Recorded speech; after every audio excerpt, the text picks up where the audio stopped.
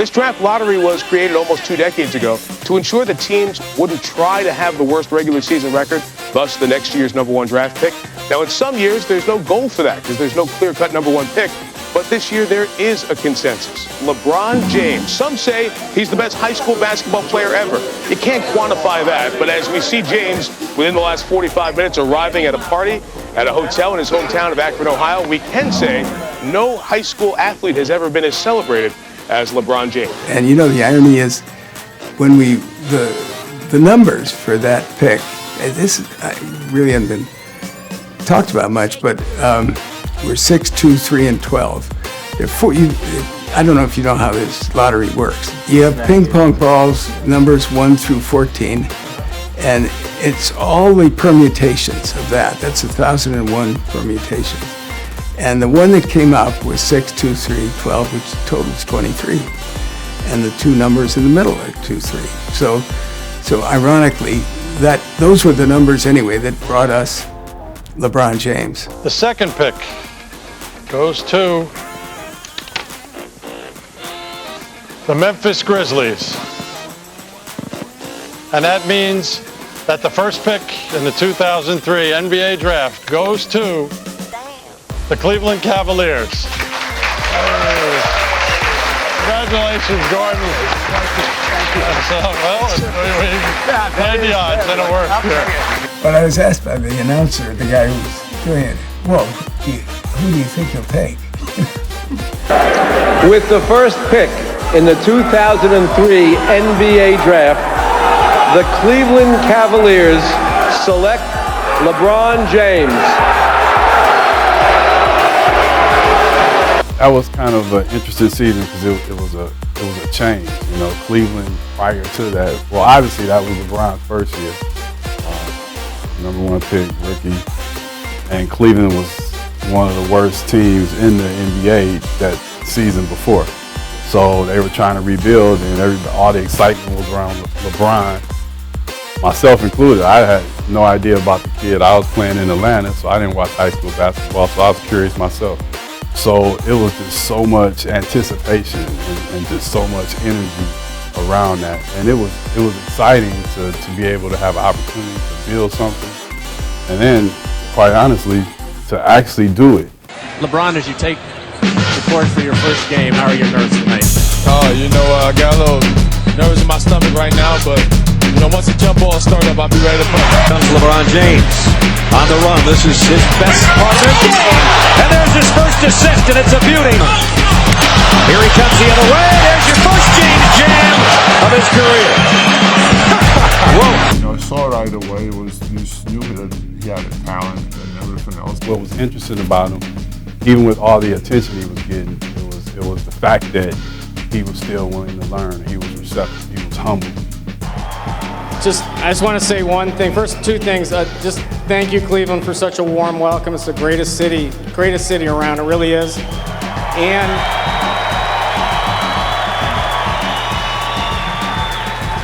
second thing is, I talked to these players, and you remember at the end of the San Antonio game, the noise we made, and Ginobili missed those 2 free throws?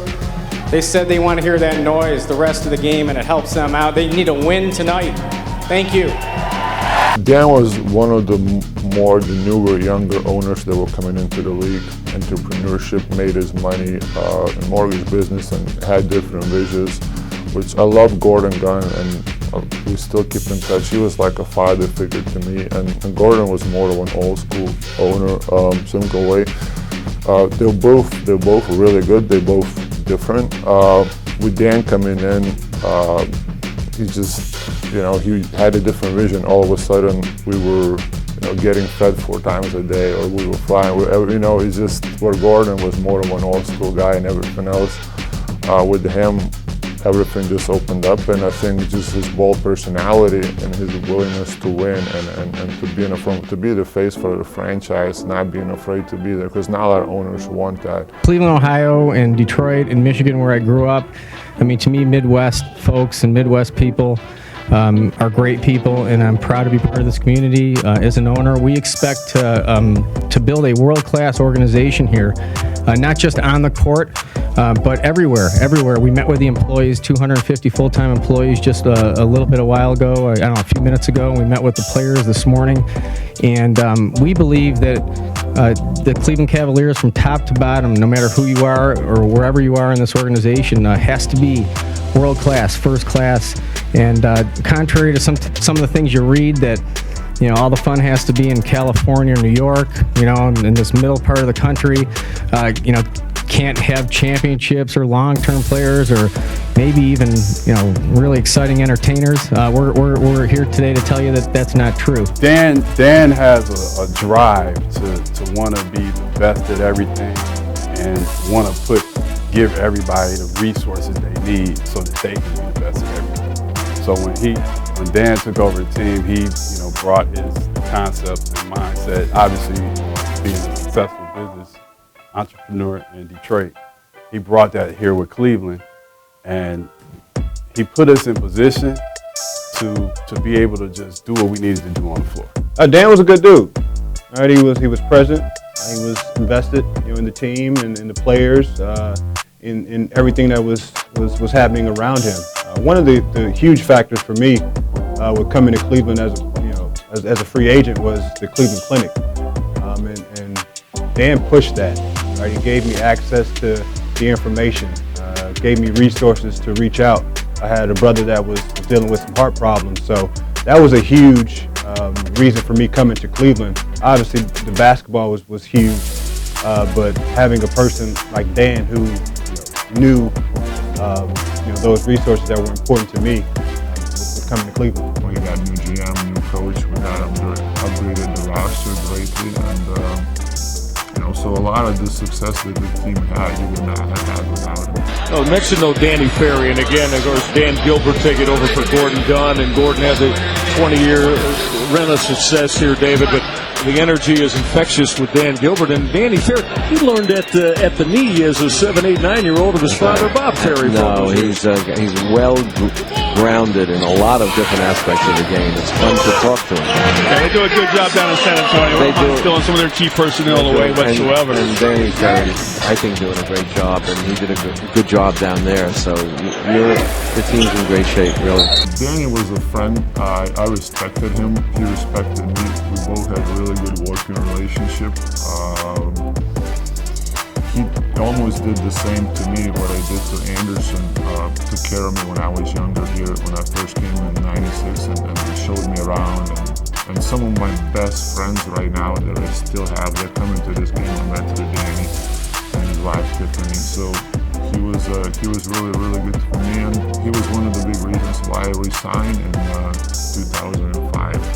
What a lot of people don't know is my rookie year, I was in San Antonio. My first memory of Danny was us, because we didn't play a lot. Playing 3-on-3, it was myself, Danny Ferry, Steve Kerr, and Danny all he was doing was just fouling. That was it, hacking. So that was what I remember about Danny. But as a GM, he obviously did a wonderful job and learned a lot, coming from the San Antonio organization.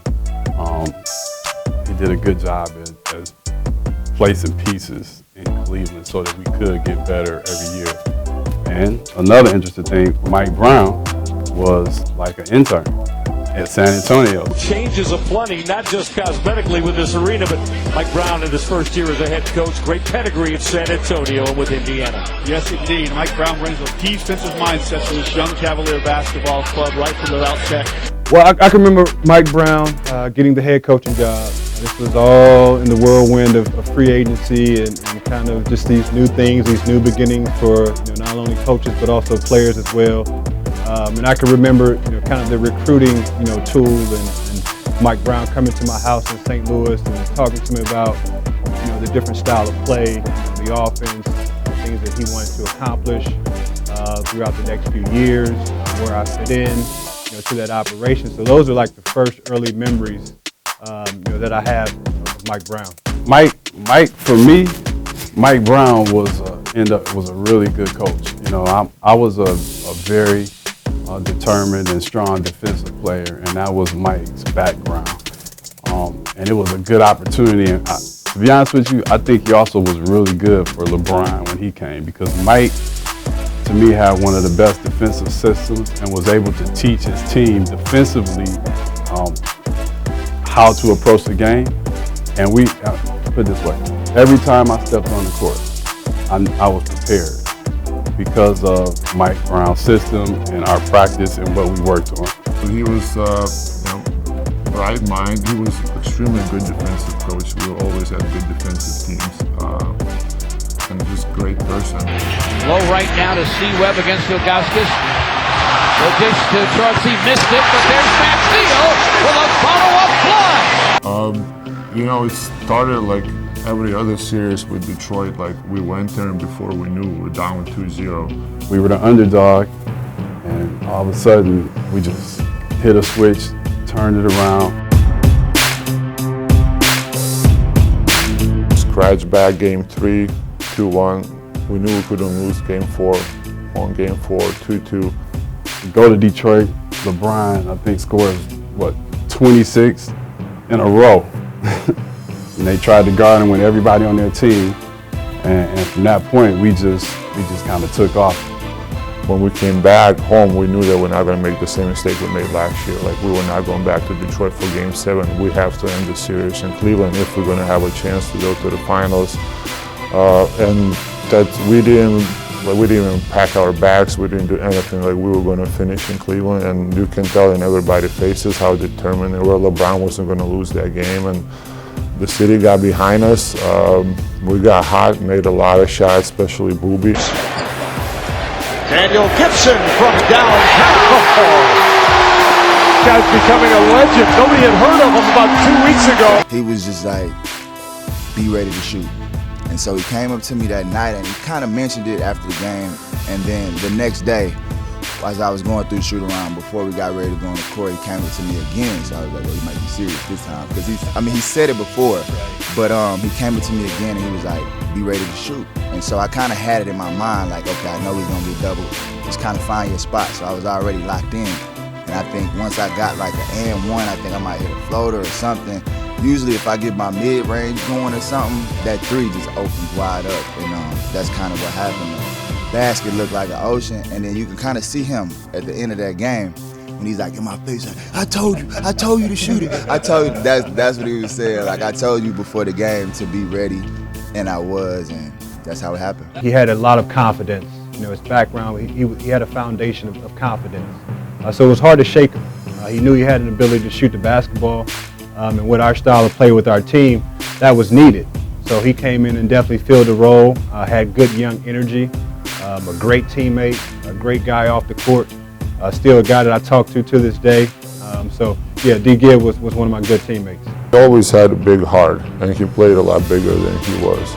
He was not afraid to mix it up. He was a tough kid. And so Mike Brown knew that he pretty much would change if he would succeed, and he was huge for us that whole postseason. Even in the finals, he played good. So that game kind of cemented his Cavalier career. And it was hard throughout the season. It was a really hard season. And then we finally were able to get over the hump and beat the Pistons, and for the first time in franchise history, go to the finals and see the city get excited and get behind the team.